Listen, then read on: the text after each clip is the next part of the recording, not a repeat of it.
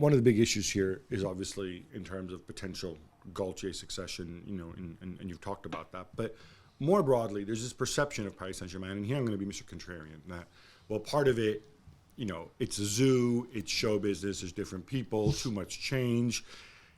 I was trying to think, obviously Leonardo was there for a few years, but then you've had 3 directors of football in the last 4 years, something like that?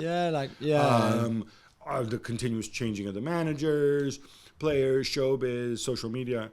All that may be true to some degree, but that can't be an alibi for lack of success, because the team they're playing against, every time we have Jan on, right, and he talks about Bayern, he's like, oh yeah, FC Hollywood, blah, blah, blah. You've got this guy talking, that guy talking, this guy, Nabry goes to the Fashion Week, Neuer and his weird friend who gets sacked and whatever.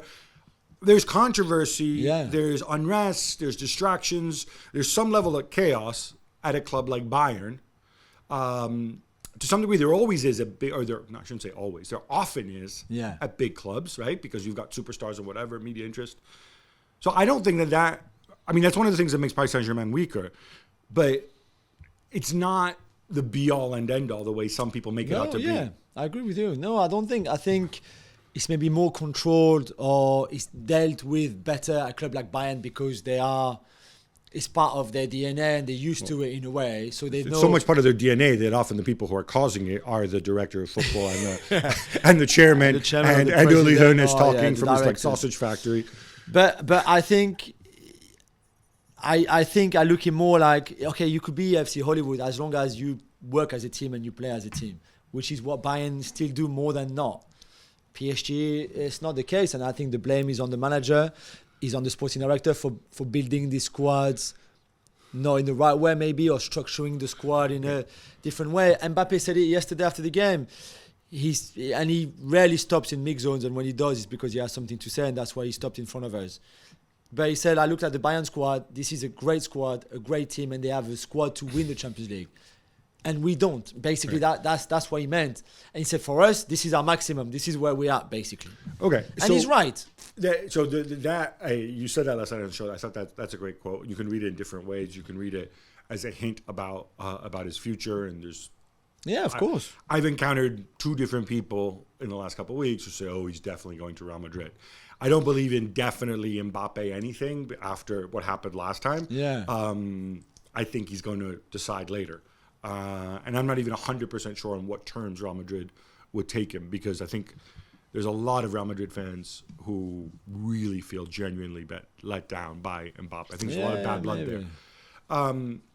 But I think you make a good point, though, because if I were to be man on the street, I would say, yeah, okay. So you've got by far the highest wage bill in football.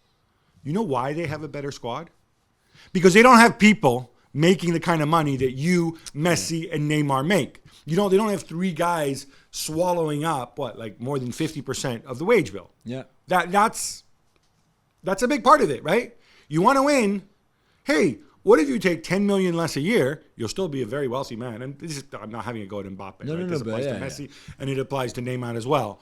And then maybe, we sign another center back. Obviously, they had a whole bunch of center backs out last night. I'm not saying that that's the excuse, but, once you lose Marquinhos as well, I'm like, who are those guys? I recognize Sergio Ramos, but it got a bit dicey after that.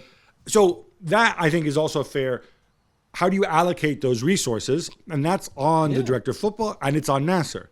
Yeah, of course, because when you finish a game like this with 2 17-year-olds from your own academy, which is great, and the Paris boys too, so it's fantastic. But you should not be finishing a game like this when you're chasing the game. Not when you have the highest wage bill as well in world football. As good as they are and as talented as they are and might become great players, but Bichabou and Zaire Emery are not. This is not what you need in a game like this. So I think this is, again, the limits of that squad, the way it was built, maybe where the money was spent, as you said, on wages, on going to get Carlos Soler, for example, even Vitinha, Ruiz. You could look at all those signings from the summer. I don't know. It looks like they will switch this summer for more French, younger, Parisian as well, if possible, like a Kone, like the Thuram brothers, like Colomwani.